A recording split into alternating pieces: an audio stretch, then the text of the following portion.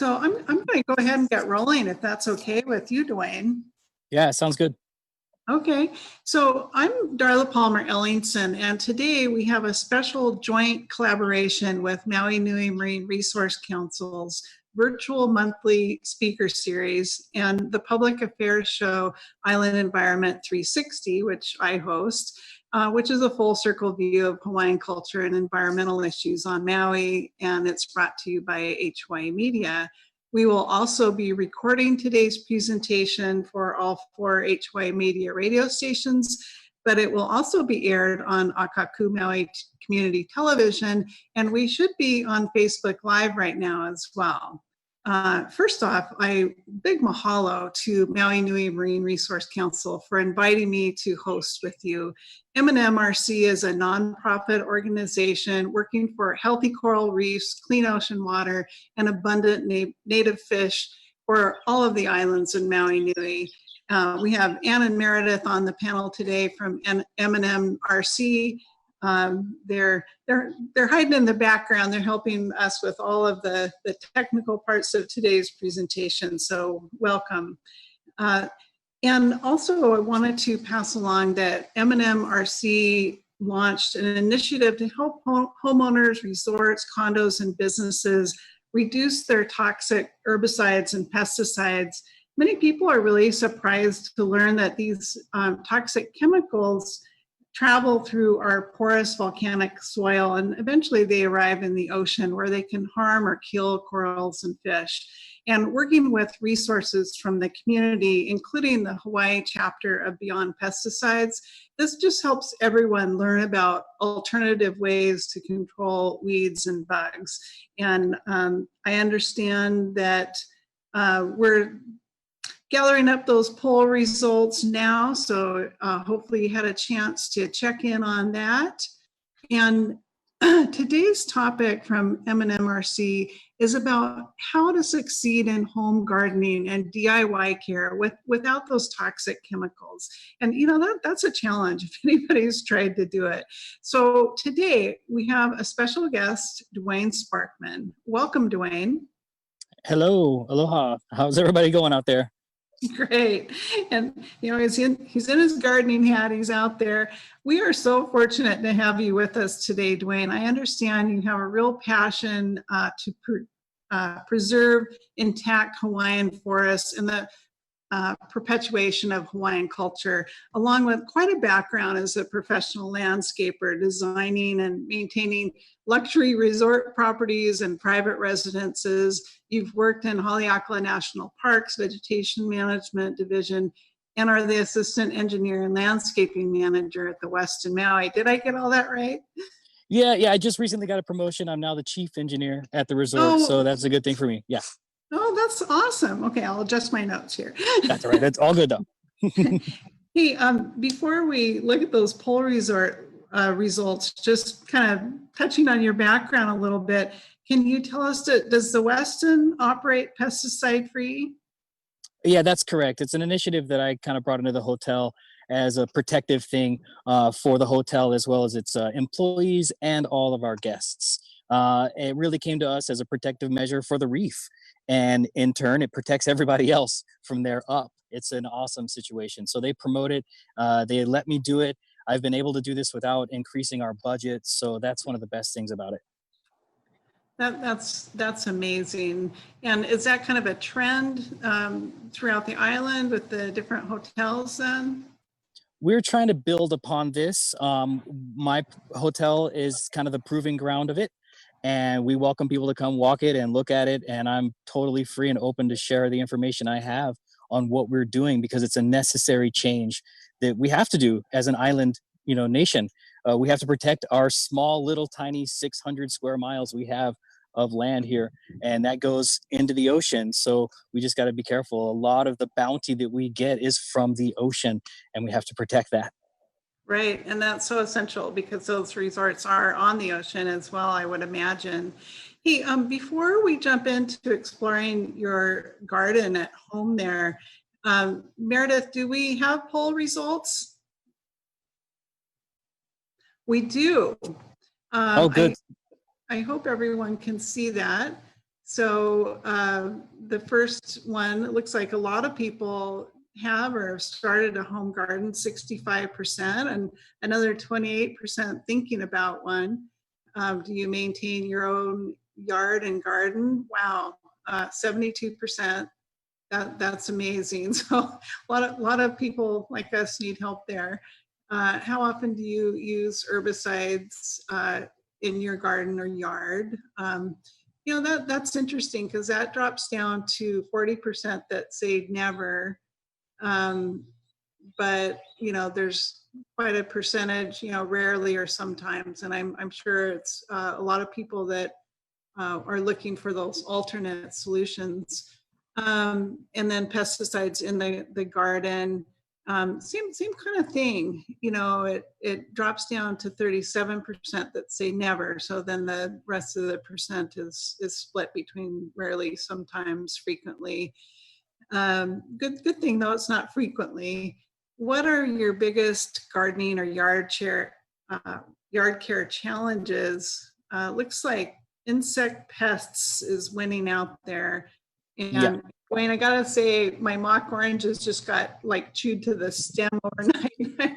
I'm so Ooh. upset about that. So I'm sure there's a lot of people in the same boat there.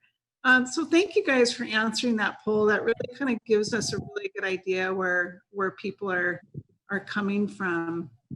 And you know, there's such an growing interest in gardening and growing your own produce, especially from our recent global pandemic. So I'm going to turn it over to you, Duane. Can you tell us about how your garden is set up? Well, basically, I think the first thing you got to think of is you really got to think of something like protection, right? So my protective parts that I put in is very inexpensive stuff I got off of Amazon, and actually down here at Home Depot, majority of this, and I maybe spent maybe $500. But for Wow. me, that's a good protection because I don't have to use other things, right? I don't have to use mouse traps and all kinds of other stuff. So what I've done is I've put in, if you can see behind me, a nice kind of it's almost like a mesh material that you would use on a fence. It's kind of like a windbreak mesh material. And I have it held up by pound-in posts. They go right into the soil. They can be removed very easily. There's no concrete. And then I have it going, if you can look down here, all the way to the soil line, and I have it covered with leaf litter so I can see if anything ever tries to get into it, I can always check it out.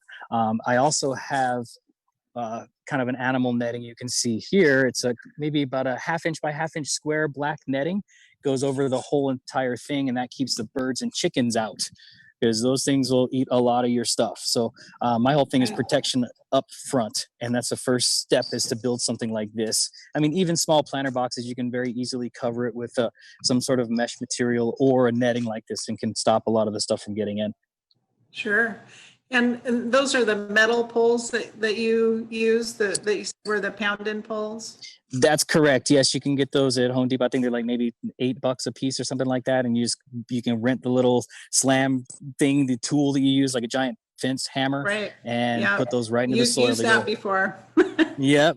I'm sure you have. So and you said real easy. that screen material you have going around. I mean, like we would make screens out of, or is it a shade screen? It's actually what we call a windbreak material. So it's easy to find on Amazon. They come in multiple colors. I just chose green because it's a garden.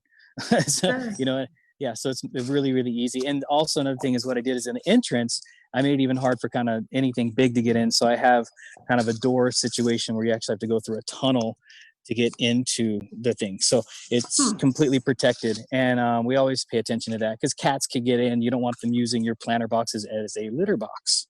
Wow. Okay. Yeah. So the whole point there is to deter things from getting in.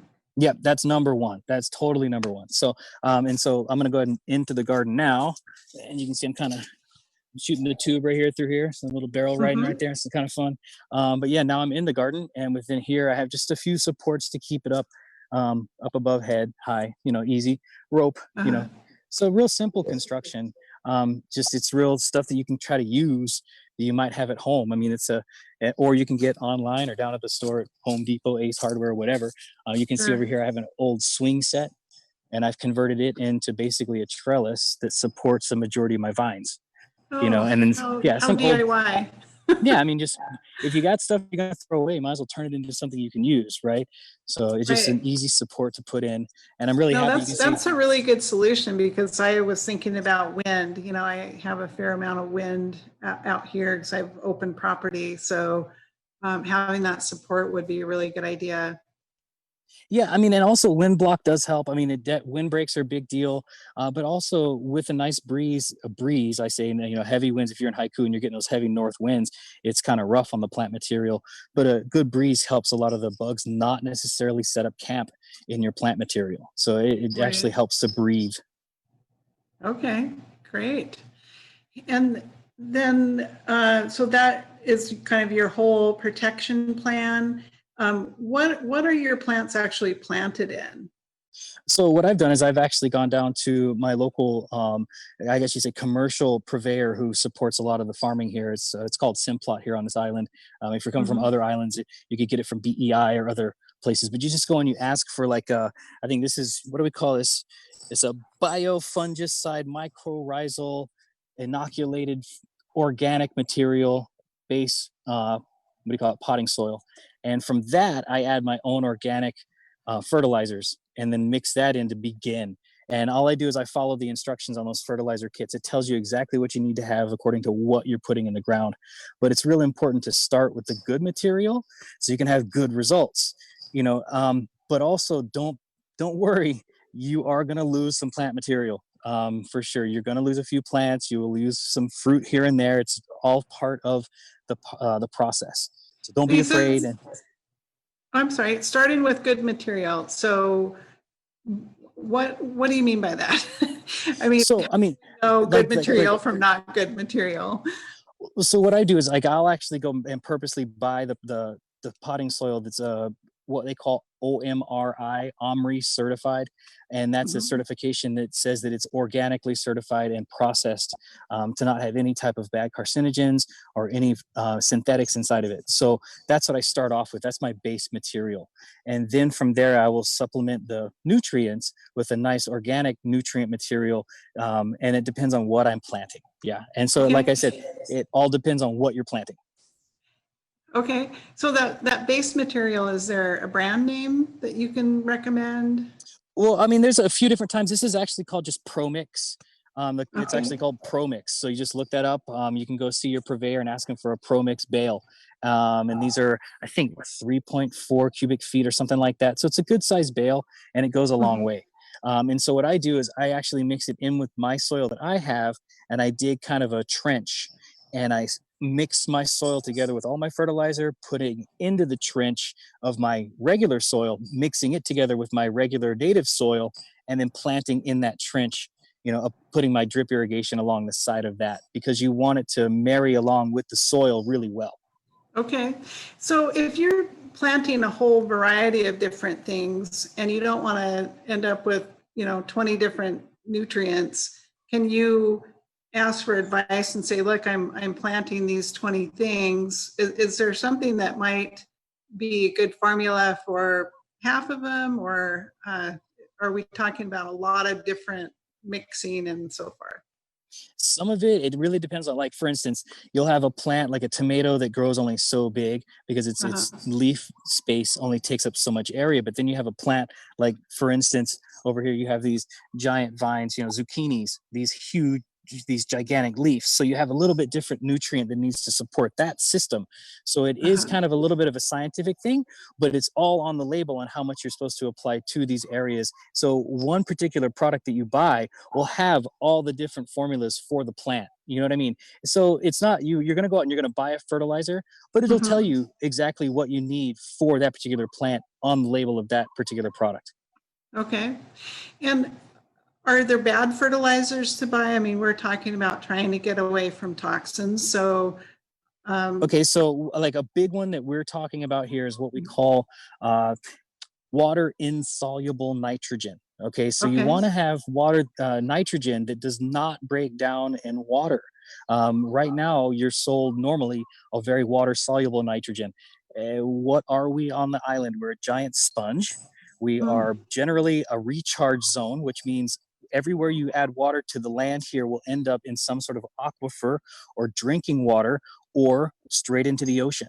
So Right. what we put on the land will turn out there. So you're almost better off using the water insoluble nitrogen so the plant material can eat it and consume it microbially like it's supposed to, as opposed to Right. just going on there and kind of moreover running away. It doesn't stay Right. with the plant. So you're better to go water insoluble. And that is stuff like chicken manure, cow manure. Those things are water insoluble nitrogen.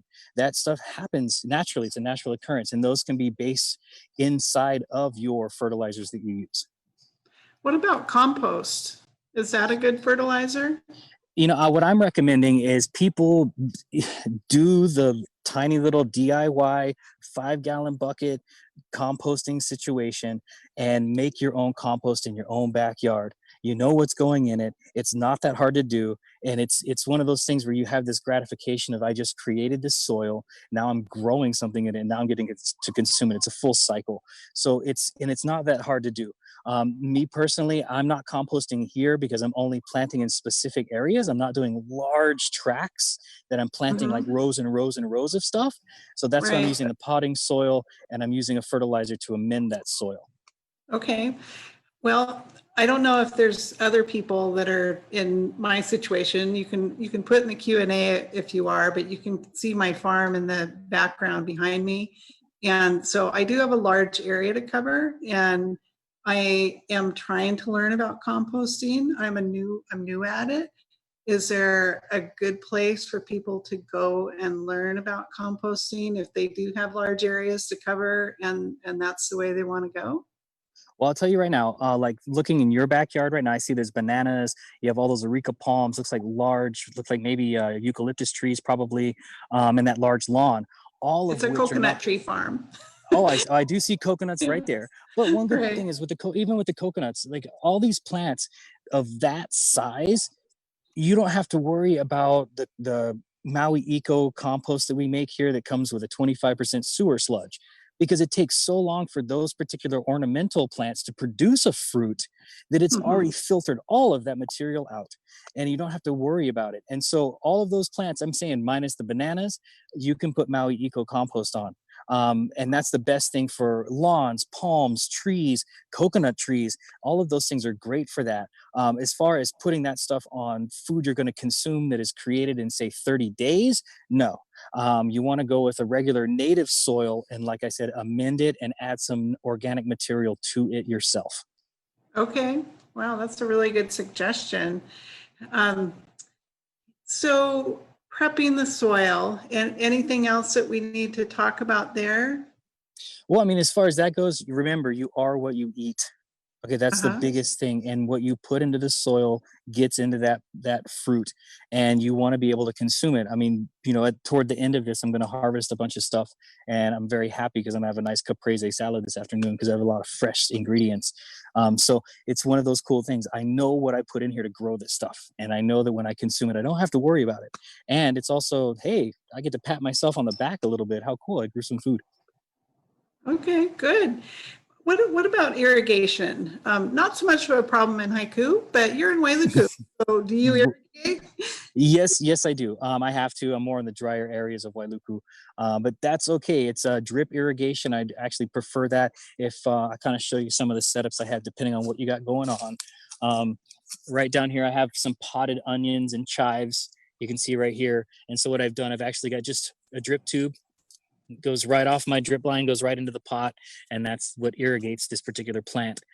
Same thing with my strawberries over here. I have a little strawberry planter, and inside the strawberry planter, I have little irrigation tubes that feed every single layer of this particular strawberry planter. But yeah, pretty cool. And it's all drip and it's all on timer, so that way I don't forget it. My biggest thing is I'll set it and forget it and be like, oh no, the water's been on for 3 days, and I get this huge water bill spike. I'm like, oh, sorry, honey. But yeah, it's one of those things where you want to make sure you put it on a timer. You don't want to forget about it. And if you overwater, you're going to create a lot of problems too. I'm sure in Haiku, you understand that. You got a lot of excess water. I sure hear that. I've done that before. I'm reading the questions as we go along, and I don't mean to be ignoring people because there's a couple that are actually going to pertain to what we're talking about a little bit later. But I did just get a question from Patricia. My homemade compost seems to have vine borer larvae in it. How can I get rid of them? And my zucchini also has some new mold on the leaves. Can they be saved? The zucchini, I'm having a hard time with my zucchini, but I've known that my neem oil treatments are working for as far as getting that white powdery mildew off the leaf. And just Okay. follow the instructions on how to apply your neem oil. I use a 70% neem oil concoction that I buy from Ace Hardware. So I anybody have can the buy it. same one Perfect. in the That's what I'm saying. in the spray bottle. Yes, yes. So I have that in a concentrate, and I make my own batches. So I Awesome. just spray that out. Of course, it also has a lot to do with your application, depending on when. Different stages of bugs have different things, right? So you have a hard stage and a soft stage, and the neem really works on the soft stage of the bug and all the soft-bodied bugs, right? If you start applying neem to, say, an armor scale or an ant, it doesn't bother them. They might get a little bit irritated, but it's not going to really make them or deter them from what they're doing.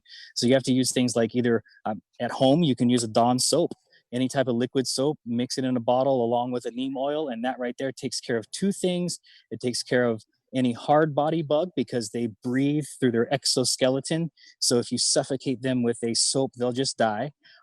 Or a mineral oil does the same thing. So I use a organic mineral oil on that particular stage of a bug or any hard shell bugs. So I mentioned earlier my mock oranges got munched yesterday, and I did spray neem oil, and it seems like they've moved on to the next one, the next mock orange next to it. So I'm wondering, do I need to spray the underside of the leaves? Did I miss something, or should I add some Dawn to the mixture? First thing's going to find your target species, right? So if you're telling me that your leaves are getting munched, I'm thinking probably caterpillar. And if it's caterpillars, then you have a moth problem. And what's going to happen is they're going to go through and they're going to eat whatever they're going to eat, and they're going to move on. Okay, and it's not going to totally wreck your mock orange. They're going to flush back out. But there are things like BT. BT is a type of fungus that you can apply to caterpillars in their soft body stage that actually turns them into a mushroom. Yeah, so it's a pretty interesting organic way to fight them. But BT is also one of the main ingredients in a lot of GMO papayas and different things. So it's utilized in the industry quite a bit as a GMO. And so people look at it as a really bad thing. My particular thing with caterpillars is hand removal. Otherwise, you're having to use a pretty rough chemical to try to remove them. So, and I'll even show you here, when you have a caterpillar problem, you can identify them by seeing like little tiny black dots, which is actually their poop, and it lands on all over the leaves. And you can see it. Luckily, I've been kind of taking care of these guys manually and removing stuff. So there's not a lot, but down inside of this plant, you may be able to see a few little black dots in there. And those are the poops from the caterpillars. And so that kind of identifies where they're at. So you can go through the leaves, take them off, crush them in your hand, and it makes great ant food. The ants eat them instead of other things. So, I mean, it's one of those things where I do manual removal because I don't have a giant garden. If you had 6 acres of this stuff, that wouldn't work unless you employ half of Maui, which, they kind of need jobs. So it wouldn't be a bad idea to start something like that. No, but in all honesty, in your own backyard, you can handle stuff like this if you have a small scale operation. Okay. There was another question, actually, I forgot to ask people to include their name, so I apologize. This is one of the anonymous attendees is asking, I've been using Towel Star to kill bugs in my yard. It works really good, but is Towel Star bad for the environment? Yeah, unfortunately, Talstar is one of those not necessarily good type of product. There's other ways to do it. There's products out there that use rosemary oil that are just effective as that Talstar material or close to it. But you got to remember, you apply this chemistry, and what happens in a year?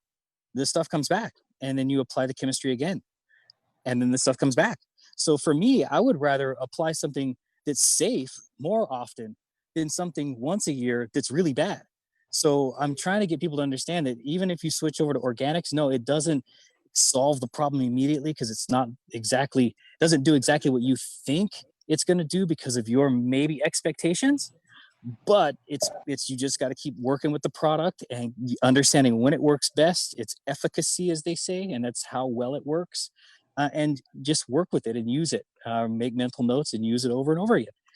The safe stuff is really good. So I'm got away from Talstar a few years ago. And it's very effective. I got to say, the chemistry companies have it down. They can knock bugs out. They can do stuff really simply with the chemistry they have. The hardest part is regulation. It's not overdosing. It's not using this stuff too much.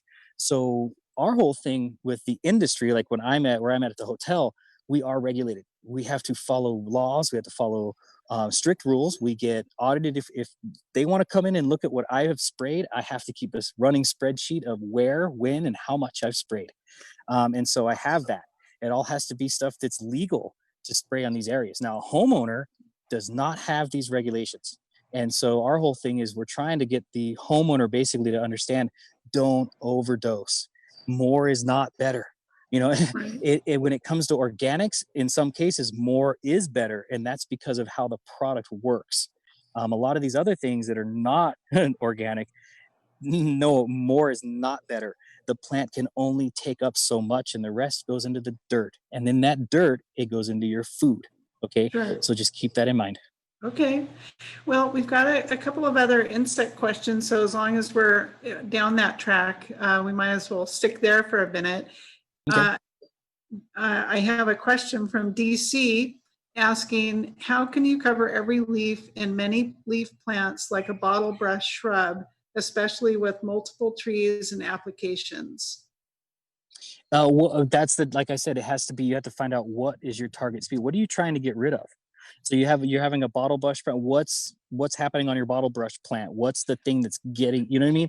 You've got to look at it as a holistic thing. So yes. I apologize. I missed a part of the question. It said it's a neem question. So they're asking about how to apply neem more broadly. Oh, well, there's a number of ways to do it. If as a homeowner, you can actually purchase 100% concentrate neem oil. And I recommend that highly over the 70%, to be honest, because that thing works as a systemic on a lot of plant material. You can spray it around the base of the plant, into the soil, onto the plant trunk, and the plant absorbs it. It goes into the soil, it goes into the root system. So there's a lot of ways you can, neem is not a bad thing. A lot of people, they kind of question it because of its odor, whatever. I'd rather have that odor than a chemical odor any day. Yeah. Okay. So my whole thing is this. Yeah, go ahead. I was just going to say, it does have not a great odor, but it goes away really quickly. I mean, it's not on your hands or anything. I mean, it really isn't bad at all. Yeah, 1 or 2 days and the odor's gone. I mean, for me, it's a lot like putting that eco compost out. 1 or 2 days and the odor's gone. It's going to smell. It is. That's farming. That is nature. I mean, you can't get away from nature and decomposition without an odor of some sort. It's going to happen. Right. And didn't you say that we could put that neem concentrate into our palm trees as well? Yes, you can. So that you can even trunk drench those and use those for fungicide issues. I've actually done applications directly onto palm trunks where they've had Cholera paradoxa, which is kind of stem bleeding ooze. And we've applied to that and had good success of it retreating. So we've been able to help a lot of palms like that too. Well, I do not recommend the injection stuff just because you're opening another wound into the plant. Right. Okay. Hey, Catherine has a question about slugs. How do we get rid of slugs? Well, my whole thing is, you see the enclosure that I built. That right there is number one deterrent that keeps the slugs out. You can see I'm completely surrounded by green mesh. Nothing can come in, right? So I do a perimeter walk, make sure nothing comes in. I also walk and look at every single plant daily to make sure they're not in here. When I find them, I basically put them into a bucket and I crush them. They're going to become food for something else. I just don't want them. So they're gone. But yeah, that's the best way for me. You can use chelated iron, but that just adds the excess amount of iron to your soil. And that's what a lot of the organic slug baits are, is chelated iron. But it just adds iron, like I said, to the soil. Sometimes it's too much. So I just prefer not to add stuff like that to the soil. I do manual removal. It's the safest way. I don't worry about the rat lungworm disease because I wash my hands. I wash everything. I wash all my food before it comes in. I have a wash station out here that I've created so that way I can do that before it even comes in. Plus, I also wash all my stuff before I enter into my garden, because I can bring stuff from outside and I could be the culprit of bringing in something bad. So if I find something outside, I'll wash my hands and clean everything before I even enter my garden. Sure. Do you wash it with anything like, like we have oranges and I actually wash them with soap, but that's because they have a skin. But something like lettuce, do you wash it with anything or just water? No, I use actually soap. I just use a regular soap and then I rinse it really, really well and then just let it dry. Use some napkins, Okay. dry it off and let it sit out for a little bit. But yeah, I go ahead and use a soap if I find an issue. If I don't, it's just a regular rinse. Like I said, if I find an issue, but with this protective, procedure I've put in place so far, I'm not having that many slugs make it in. They're very, very deterred by this. I also have to say that you can use things like copper wire or even like a copper flashing if you're doing like a raised planter bed. I haven't done it here on this particular planter bed, but you could easily take, for instance, I recycled one of our chest of drawers, planted it out, put in a bunch of lettuce and stuff, but you could easily just go along and put copper along the top of it or around it. And that keeps the slugs from crossing that copper. They don't like copper. So Oh, that's a good deterrent in interesting. itself. Yeah. Hey, we've just like opened up a whole hornet's nest here on bugs. We've got a lot of questions, so maybe we should try and go through a few of them quickly. Okay. Carrie wants to know about what to do about Japanese beetles on persimmons. Lights. So the best thing you can do for any type of beetle like that, especially Japanese beetles, is going to be lighting. So like, for instance, I just went out and bought these little tiny solar lights from Home Depot. I think it's like 20 bucks for 4 of them or 25 bucks for 4 of them. And I just put them out throughout the garden. And that actually replicates daytime. And these particular beetles don't like it. They don't come out during the day. So if you can put lights, you can even run like a waterproof LED light system with a solar panel throughout your garden. And it just glows. It looks killer too. It looks really good actually. And then you can walk through it at night and it's really pretty, like fairy garden like. But seriously, lights really, really help. That's amazing. And it sounds pretty. How about keeping black ants out of gardenia plants? Okay, so the ants are there for the scale. Number one thing is you've got a scale problem. So if you fight this scale with a neem oil treatment, that's going to back the ants off, which also tells me you probably have this black, powdery looking stuff all over the leaf top.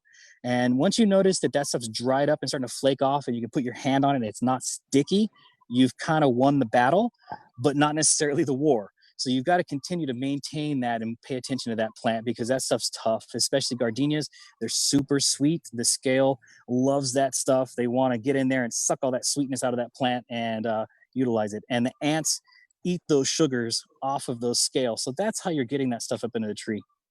Okay. Joyce wants to know how to get rid of whitefly.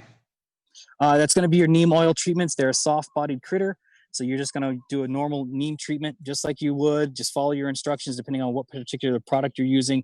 And it's going to probably take 2 to 3 applications over maybe a month and a half period, and you'll see them dissipate. Okay. Let's see. I'm going to mispronounce this probably. Arvinder asks, I have both large and cherry tomatoes that seem to be getting bugs inside them. They look great until they are ripened, and then when I cut them, they have these very small white bugs in them. Anything I Fruit can? flies. They're You have fruit flies. Yeah, those are fruit flies. I have them really bad on my guava tree, so I let them eat my guava tree. Luckily, they have not found this patch of tomatoes yet, but it's really difficult to get rid of fruit flies, especially in the early stages because they like to live inside the fruits. They're super difficult, but that can be done with neem oil treatments, neem oil drenches, things like that. I never ever put a chemical systemic on a fruit tree. You could possibly kill it. Do you ever put neem oil on as a preventive measure? Is there any harm in just like lightly spraying things ahead of time before you have a problem? Actually, it's not necessary. What you're going to it's only effective if it's on the body of the actual bug when you're applying it like that. I see. If you're doing like a systemic drench, you're doing a different thing. You're soaking the trunk and you're soaking the root. That is preventative. Okay. So it's not going to do anything if I have moths on my mock oranges because they are not actually there when I'm spraying. That's right. If they're not there and they're not active, it's not going to work. Yeah. Okay. Catherine wants to know if Sluggo is okay for slugs. It's up to you. There's a lot of people that use Sluggo, and some of them are safe, but it is, like I said, chelated iron. And that particular product can add iron to your soil and elevate your iron levels. Okay. Well, can we move on to weeds? Yeah, I mean, that's another thing. I mean, for me, you can see that what I have, you can obviously been seeing the whole time. I have these giant mango trees around me that creates a beautiful leaf litter for me. So this has been my weed mulch, is just leaving the leaf litter on the ground. You can see it's just all over the ground. So that right there stops all the weeds from growing in here. And when I find them, I just pull them out. It's all hand done here, real easy, because it's a small area. If you have large areas and you're trying to take care of bigger tracts of land, then you can use things that are made from citric acid, like an Avenger, or you can use something that's a perlagonic acid that comes from basically a geranium. It's a fatty acid from a geranium. It's called Scythe. There's another one that you can use called it's called Suppress. That's another one. I think that's from a milk fat from a goat. So yeah. So there's a lot of things that are naturally made that they use right now in the industry to suppress or kill and burn back plant material. It is not Roundup. Okay. And Okay. I don't know if you guys noticed, but just I think about 3 days ago, I saw the very first ad for a natural based Roundup. It's Roundup Wow. brand, natural Roundup. So it was just a matter of time for them to jump on the bandwagon and understand that it's better to go the safe way, because if you apply this stuff, you don't have, detrimental issues later on in life. Well, I also think it's important that citizens stand up and say, we don't want toxic chemicals. We want a better solution. And then industries like yours, the hotel industry, picking that up and, creating these natural solutions, then of course, industry is going to follow because there's consumer demand. So it is really up to us to create that consumer demand for better products. I also wanted to ask you about grass, though. There's a couple of people that have asked that. And, if anyone's like me, I've got a gravel driveway coming into the farm, and so hard to get rid of grass. So what would you recommend there? Well, for those, I mean, even in your area of haiku, it's going to be probably a monthly application of an Avenger or like a Scythe or something like that. You're just going to go down there and you're going to spray it with these burn down products, and you're just going to burn the stuff back. And what happens with that material is microbes eat whatever's left over. So you don't got to worry about it. It's not going to relocate. It only burns what it touches. So you can literally go through and edge your garden with it, and it just burns it back. I'm helping out up at DT Fleming Arboretum on occasion, and we've got them kind of switched over to a burn down material that works just like that. So they don't have to do necessarily as much weed whacking. So they just go through and edge it, just spray just the edge. It only burns what it touches. So that's kind of the easiest way to do it. And it's safer. It's way safer for you. Okay. I can't recall the actually, I mixed it myself last time. I can't recall the ingredients. I got off the internet, all safe ingredients. Wasn't super effective, but I heard adding salt helps the burn. Is that valid? Yeah, it is. In certain grasses like seashore paspalum that grows in salt water, that grass, once you get it growing, you can use salt directly on the weed to kill just the weed. And then the seashore just grows. It kind of turns it brown a little bit, and it greens right back up, and just it's like the weed wasn't even there. And that can be done with salt applications, direct rock salt right on the plant. Okay. I know that you talked about how to prevent weeds around your garden beds, but any other solutions for weeds that are among your plants? These right here. Seriously, these little things right here, and your they're gonna phalanges get in the dirt. Yes, you're gonna use every single one of these little digits right here on your hands, and it's gonna get under your fingernails, and you might get little tiny pricks in your fingers. You might bleed a little bit, but that's where the garden gloves come in, because you're just gonna. To be honest, you get down in that soil level, and it mixes up this odor, and you're in with the land. It's just this really great connection you can make with your own backyard. So you're better off just using these right here. And also, when you're doing that, you're inspecting the plant. Okay, so if you're down there pulling weeds, you're looking for bugs, you're looking for slugs, you're looking for any type of deformation, anything strange. So you can start saying, okay, what do I got to do to try to make sure this plant is going to survive and make it over this hill? So that's really where it comes in. You got to spend time in the garden. I find myself out here a minimum an hour to hour and a half a day. And it's going to be difficult once I go back to my regular schedule. I've got to really incorporate my kids more, get them off the cell phone, get them out here into this area to at least give me information of what's going out here in the garden. So, and it's a great connection for the family. I find that my wife has really gotten into the gardening, and she's super excited when things happen. I mean, I'm going to go through and actually do some harvesting. So you guys get to see kind of the stuff I'm going to get to pull out of the garden today, which is kind of fun. I'm not going to pull the strawberries yet, but they're almost there.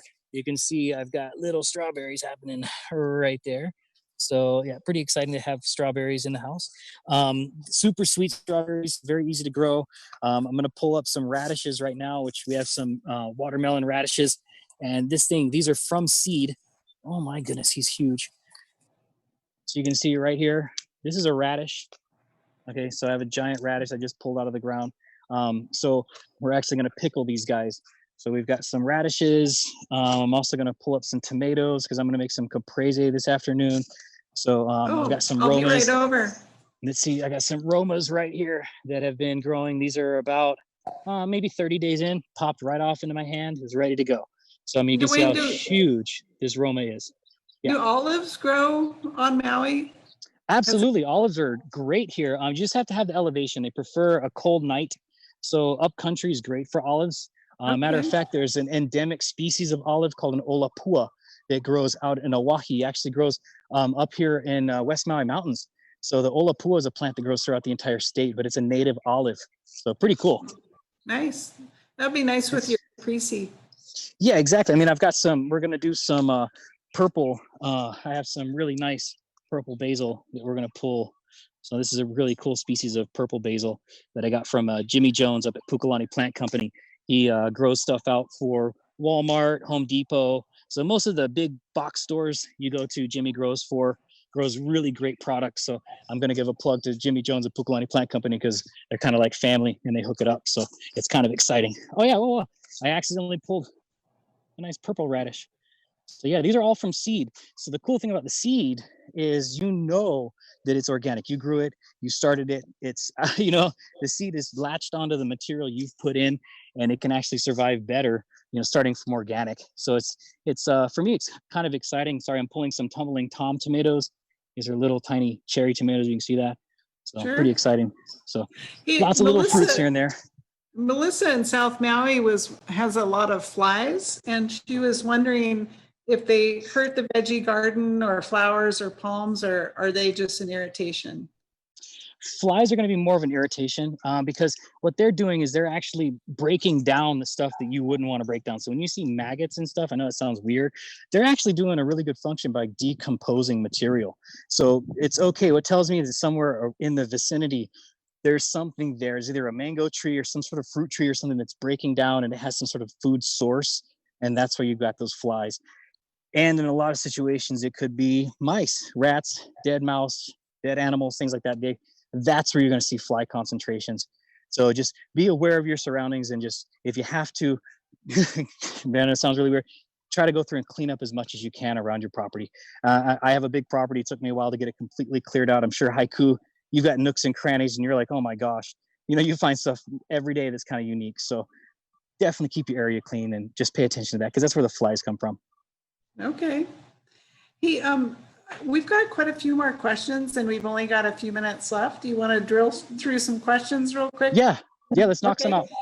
So Patricia wants to know, can you recommend a good home soil test kit? Well, it's funny. There's a few, the best one you can get is probably out of Oregon. But to be honest, if you just go down to Simplot, they will give you the bag and they'll give you directions and you can get that material tested right here on island through Simplot. They'll send it off to Oregon and they'll give you the full and entire report. Okay, so that's if somebody thinks they are having issues with their soil? Yeah, I mean, soil sampling is really, really good in the sense that you know what's there, so you know what not to add and what to add, right? Okay. I mean, and I've been doing this for so long that I can kind of look at the soil and kind of I can tell what's not there just by looking at it, kind of, you know what I mean? So, But that's me. I've been doing this for so long where I pay that much of attention to these fine details, but it's one of those things where you definitely want to test it anyway because there's stuff in there that you may not know about. So it doesn't hurt to have that information. Okay. Tamara asks how to control powdery mold on tomatoes. That's going to be your neem application. As you can also use mixed with the neem, you can use things like that pure fine oil or an ultra fine oil that is an organic mineral oil, and you're going to apply it probably first thing in the morning. Luckily, I haven't had that problem with my tomatoes yet, but I will show you that I have had that problem with my zucchini, and my zucchinis are they're just not really having it. You can see right there, I've got powdery mildew right on the leaf. So it's really difficult, but I've been applying, I only apply maybe once a month the powdery mildew because it's not that bad because you're going to lose some material. But I'm also finding that that plant might not be suitable for this environment and I might just have to remove it and just call it a day. Some plants handle better in your environment than other things. So why fight it? And also don't grow stuff you're not going to eat. You know, you find yourself growing all this cool stuff and you go, what am I going to do with this? You just waste all this time and effort and stuff that could have gone toward food you could have eaten. So just pay attention to your food palette also. But the powdery mildew is going to be neem oil applications or mineral oil applications. Okay. Hey, Patricia jumped back in to ask to repeat the name of the soil test location, and maybe you could spell it for us. It's Simplot, Simplot. It is behind the old Lowe's, you know, kind of where I guess you would say, oh my gosh, what's the new Jollibee? It's right by Jollibee. Can't miss that place. So yeah, it's go back behind Jollibee and it's back there in the back. Okay. Broccoli that gets eaten when it's 2 inches tall, is that slugs? Yes. Okay. Now what you're going to see on the okay, so slugs is going to leave kind of a slimy black kind of stuff material. I don't know what it's kind of gross. You will see that, and that'll be a telltale sign of slug activity. And you're going to want to go through and manually remove those, or if you want, apply that iron. Or like I said, copper is really great. Also, if you see scalloped edges, like it looks like Pac-Man just came and took a bite, that's going to be caterpillar action. So you're looking for caterpillars and you're looking for chrysalids. Now, the chrysalis is the next stage of the caterpillar when it's about to turn into a moth. And you don't want them because what that's going to do is it's going to grow a bunch of moths, which are going to go and grow a bunch more of these caterpillars. So look for the growing actual caterpillar and remove it manually, crush it, throw it back into the soil, let it become food. Do the same thing with the chrysalis. When you're looking under these leaves, you will find the little hanging chrysalis, crush that little bugger, throw them back in the soil. Chances are very unlikely you're going to come across a king kamehameha butterfly larvae. It's probably not going to happen. So you're not going to have to worry about killing an endangered species. Okay. So you don't have to worry about misidentifying these type of plants or bugs or caterpillars, may I say. Typically little tiny green from 1/4 inch up to 1.5 inches is what I'm seeing. You can see those pretty commonly. King Kamehameha butterfly, look that up, looks completely different, but keep that in your head. In Hawaii, we do have some super rare things, okay, and relatives of super rare things. Don't go on the internet and buy some plant from somewhere else and bring it here. Just don't do that, okay?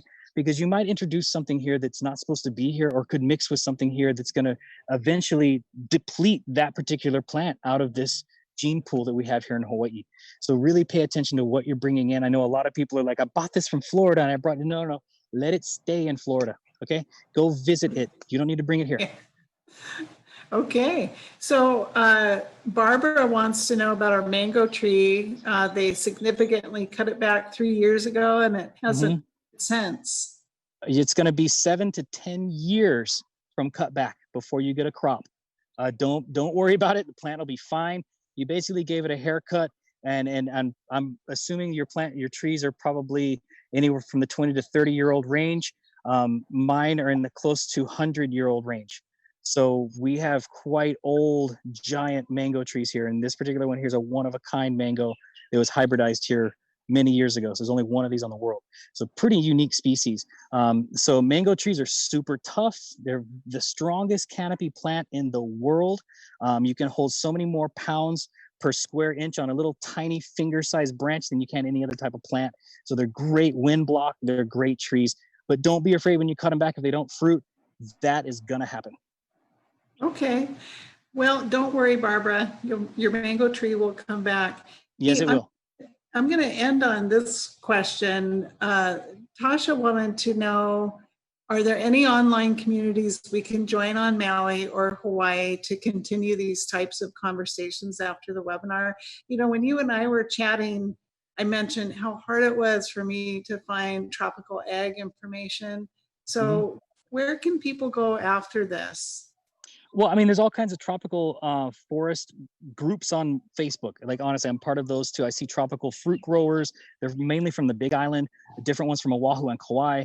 And it's kind of a forum that you add pictures to and talk story about issues and problems. And you can learn stuff. Facebook's a great communicator and gets people together like that really quickly. Also, the Farmers Union. Seriously, call the Farmers Union. The Farmers Union here is amazing. They've just started a 40-acre organic farm, actually started a few years back, and they are starting a pig farm. It's been going for a while. They're doing compost classes. They have a big giant area that they've built out there for educational purposes. So contact your farmers union and join, become a member. It's really pretty cool. They'll have like a once a month, everybody brings their harvest to Maui Tropical Plantation and they all eat the actual harvest, and you get to share all these cool dishes that people grew in their own farm. So it's pretty cool to be a part of that. So talk to the Farmers Union. They're great people. And they would accept beginning and knowledgeable coconut tree farmers. Absolutely. They will take anybody. Farmers Union is awesome. Like, seriously, these guys are really, really great. Yeah. Okay, that's a good resource. There's also the College of Tropical Ag here that's been a good resource. Yes. Yeah, UH. Yeah, UH is incredible. Matter of fact, the guy Jimmy Jones, who grows a lot of the vegetables for me that I particularly get, he's right below the Kula Ag Farm, which is all UH, and they do a lot of really cool tropical horticulture there. Okay. Any last comments you want to make? Well, I just want everybody out there to be safe. Don't feel crazy about going outside of the box. You know, you can try new stuff. It doesn't hurt. If you're going organic, you are not going to have a detrimental impact on the environment. So go for it. That's my whole thing, is you can actually try these things and not have a negative impact on your neighbor or anybody else. So that's kind of why I want people to know it's out there. You just got to try it. Okay, well, thank you so much, Duane. I think we got a lot of questions in this short amount of time. Thank you for answering all of our questions. And thank you, Anne and Meredith. I think Anne wanted to jump in and say something as well. Oh, yes. First of all, thank you very much, Duane, and thank you, Darla, for volunteering and hosting and being part of our Zoom version of our Know Your Ocean monthly speaker series. We are going to be holding another event in July, on July 1st, and it's going to be talking all about Roy. You know, how much of a problem are they? What should we do? And our speakers are going to be Alan Friedlander and Russell Sparks. And so if you haven't signed up for our newsletter yet, I encourage you to do that. You can go to mauireefs.org and the newsletter sign up will pop up. And you can sign up and get our free monthly e-newsletter that will tell you about all of the events that are coming up. Or you can follow us on Facebook. And we have been running this live on Facebook right now. And you'll be able to share it with your friends later if you'd like. So do you want to tell people what ROI is? I know you told me earlier it doesn't mean return on investment. So that's what I first thought. It's the peacock grouper. So it's a fish that was brought in to Hawaii, I think back in the 70s, with the idea that it would be a great food fish. And it turned out that it carries ciguatera. So people kind of avoid it. They don't eat it. And at times we've seen it proliferating on the reef. So there have been events called Roy Roundups where people, you know, go out and spearfish and gather up all the Roy that they can. And so we wanted to just get the latest science on Roy. So we've got Russell Sparks and Alan Friedlander talking to us about Roy. And that's on July 1st. And I believe it's at 5:30. So yeah, we'll be posting it on Facebook and also in our newsletter. Okay, I'm going to read up on Roy before then. Okay. And I know you also wanted to make a shout out to the County of Maui Office of Economic Development for supporting this series. So thank you for supporting M&MRC on that. And if you would like to view this presentation again and any of the great answers that were provided, you can check Maui Nui Marine Resource Council's website, mauireefs.org. Under the News and Resources tab, you'll find the In the News page. You can also hear an audio version on Island Environment 360, which airs on KONY 104.7, KROC 97.3, KRYL Country 106.5, Retro 102.1 on Maui, Sunday morning at 9 a.m. Mahalo for joining us for this virtual speaker series on non-toxic gardening and landscaping, brought to you by Maui Nui Marine Resource Council. You can learn more about the organization, like I said, at mauireefs.org, and find out more about Island Environment 360 on Facebook. I'm Darla Palmer-Ellingson. Stay well and garden healthy.